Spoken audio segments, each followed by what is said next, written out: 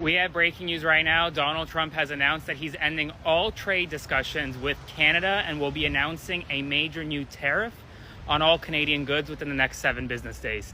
I feel like I'm on a freaking roller coaster that never ends. In a new Truth Social post, Donald Trump writes, "We have just been informed that Canada, a very difficult country to trade with, including the fact they have charged our farmers as much as 400% tariffs for years on dairy products, has just announced that they are putting a digital services tax on our American technology companies, which is a direct and blatant attack on our country. Based on this, we are hereby terminating all discussions on trade with Canada effective immediately. We will let Canada know the tariff that they will be paying to do business with the United States within the next 7-day period." Odds are he's gonna taco chicken out, kind of how the Wall Street folks say. But at least right now, it looks like trade negotiations with Canada are dead. We're gonna have major new tariffs on Canada again. Costs are gonna go up again. Welcome to another month in 2025. Breaking news, U.S. trade deficit skyrockets to $100 billion. Are Trump's tariffs collapsing the economy? In May, the U.S. good trade deficit spiked to $96.6 billion, thanks to exports dropping to $9.7 billion, while imports stayed sky high.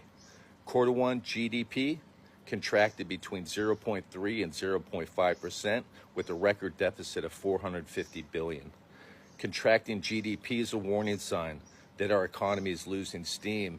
If these trends persist or worsen, it could lead to a recession. Now, this is bad news for Trump and the American people, as his plan is going in the wrong direction. PolitiFact estimates that tariffs will increase household costs by $250 to $400 monthly. It's Sunday night, and as it turns out, Canada is dropping their digital service tax because we got to protect those billionaire tech bros. But back to the digital service tax. This is the tax that applies to multi-billion-dollar tech companies that make money off of Canadians' data and then never pay taxes in Canada for the most part. In a statement, the federal government said that they are rescinding the digital service tax to advance broader trade negotiations with the United States. I'll say it again, like I said it a few days ago, if this is the one thing that gets Canada a good trade deal with the United States, I'm all for it. But we're dealing with Donald Trump, and I just don't think that that is going to be the case, but we'll have to just wait and see. People can't afford their groceries, they can't pay their mortgage, they're struggling to pay their rent, and we're giving a multi-billion-dollar tax break to tech bros, basically. Jeff Bezos, who just had a $50 million wedding in Italy. Listen, Prime Minister Mark Carney, you better be damn sure that this is the thing that is going to get us a good trade deal. Canada put a charge on some of our companies, and Canada's been a very difficult country to deal with over the years. We hear Canada, we have a great relationship with the people of Canada, but it's been very difficult. And they put a charge, and they were a little bit early, we found out about it. And we have all the cards, we have every single one. We don't want to do anything bad, but they have, economically, we have such power over Canada. I'd rather not use it, but they did something with our tech companies today trying to copy Europe. They copied Europe. It's not going to work out well for Europe either, and it's not going to work out well for Canada. They were foolish to do it. And so I said we're going to stop all negotiations with Canada right now until they straighten out their act. Whew. Donald Trump just slammed the door on Canada again. This time, trade talks cancelled.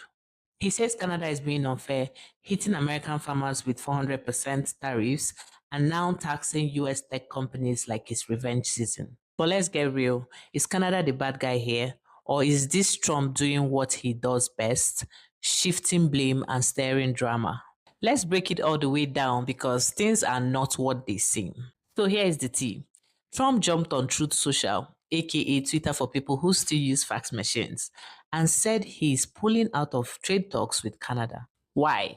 According to him, Canada has been very difficult to trade with, slapped American farmers with 400% tariffs, and just hit US tech companies with the digital tax. Sounds like a war, right?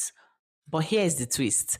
That's only half of the story. Well, the US just announced they are canceling trade talks with Canada. And of course, Cheeto McTweeto had to put that on social media. That's how we all found out, because that is how official government news comes out now. Apparently he was just informed that in addition to the 400% tax on American farmers, They're also going to be imposing a digital service tax, which he actually mentions the European Union is also imposing on US tech companies. But we're still talking to them. But Canada, they're too difficult to deal with because they're not bowing down and becoming the 51st state like McTweedo wants them to. So he's going to let them know in the next 7 days how much it's going to cost them to continue doing business with the United States. Well, I hate to break it to him. I think Canada probably is okay with just letting us go for a bit. That's what I've kind of gathered from the Canadian TikTok people that I follow and folks who are in my comment section. But yeah, we'll find out within the next 7 days. I would love to go back to a time where we got, actual press releases on foreign policy or economic issues rather than a tweet. Trump needed a distraction, and nothing gets MAGA louder than yelling unfair trade.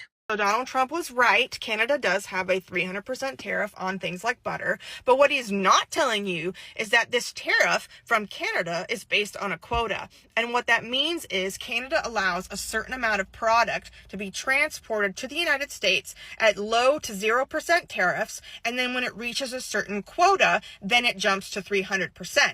And that seems fair. You want to keep your product close to home. And that has been the case since 1995, this quota of low to 0% tariffs and then jumps to 300%. Let's talk about that 400% number. Yes, Canada has high over-quota tariffs on dairy, some over 300%, but they only apply if exporters send way too much. Most US farmers stay under those limits, and the actual tariff they pay, single digits. So no, Canada isn't robbing your cows blind.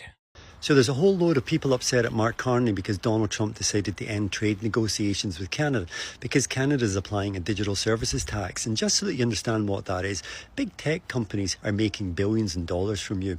They're effectively the landlords and they rent you out. They're selling all of your data, and every time your eyeball scans an advertisement, they're selling that to companies and making profits from you.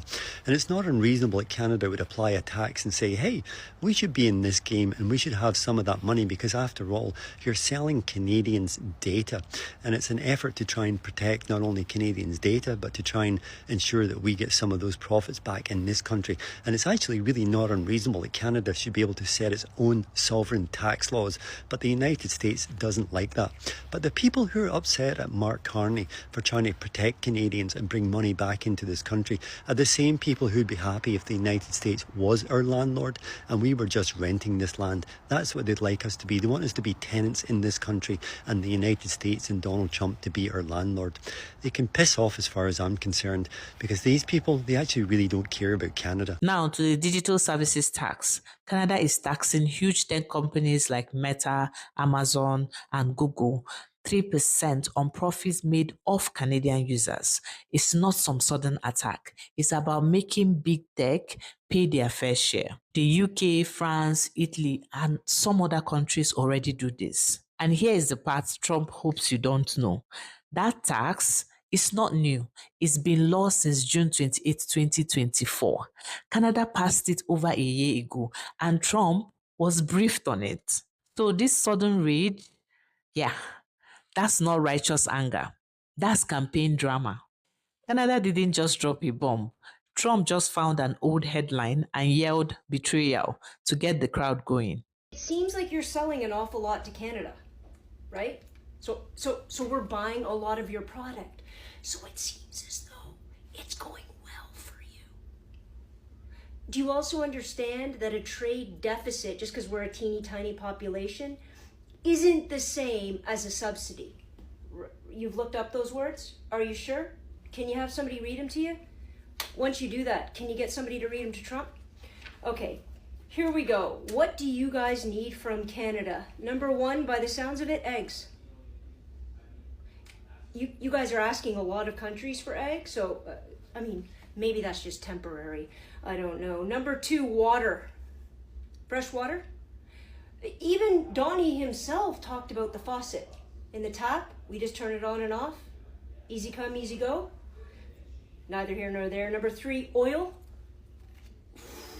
You haven't done your research there, right? You think drill, baby, drill is going to pull you out of it. You don't understand that the crude oil that we have, that we send down incredibly cheaply, is actually the type of oil that you built all of your refineries on the basis of. So in order to go Canada oil free, you need a complete overhaul of your infrastructure.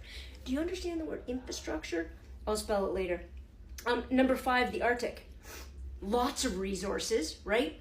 A huge transportation, right? You understand that? And also, that's probably where the aliens are buried, if you want to find those at all. Wood, lumber. Do yourself a favor. Look at a topographical map of Canada, the United States, and look at our lumber per capita. We have so much of it.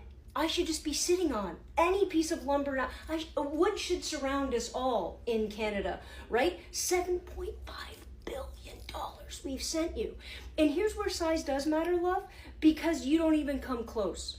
You could cut it all down. To heck with the environment, as your people say, and you still wouldn't even get to a fraction of what we have. You guys like to talk a lot about you protecting us. Protecting us from whom? Who's attacked us? Hold on. Can I hear? No. Oh, no one? No one. But the last time you were attacked, as I recall, 9/11, what did we do? We rallied. We went to Afghanistan to protect, to protect you. Now, let's talk about the biggest myth of them all. Trump says the US is subsidizing Canada. But come on now, let's break it down. The US runs a trade surplus in services with Canada. America makes bank selling, consulting, tech, and banking. Canada is one of America's top customers for cars, machines, oil, you name it. That's money flowing into the US. And the tariffs Trump slapped on Canadian steel and aluminium, they didn't punish Canada. They punished American companies who had to pay more for the same materials. So again, who is really losing money here? Now, here is the mic drop moment. Canada holds over $230 billion in the United States Treasury bonds. That means Canada is literally lending money to the United States government. And yes, they earn interest. So when Trump screams about Canada being a burden, just remember, they are helping finance America's debt.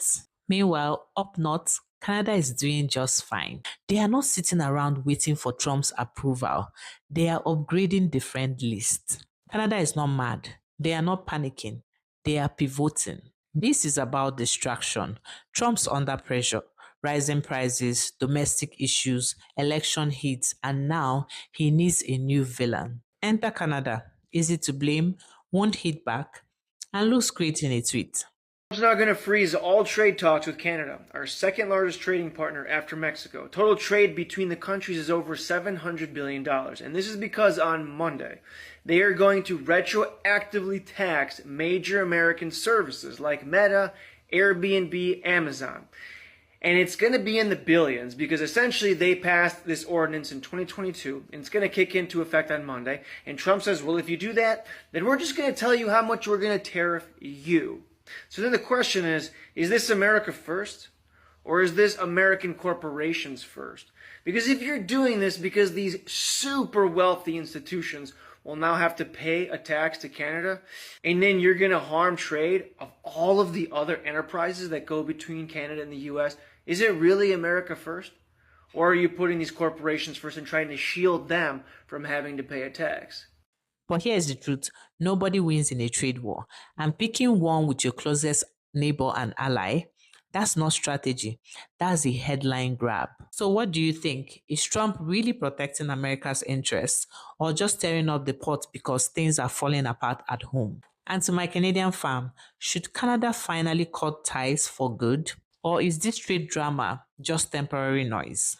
Drop your thoughts in the comments. Like this video, subscribe to the channel, share it with someone who still thinks 400% means Canada is stealing cows. So YouTube thinks you will like this video over here. Thank you so much for watching. See you in the next one. Au revoir.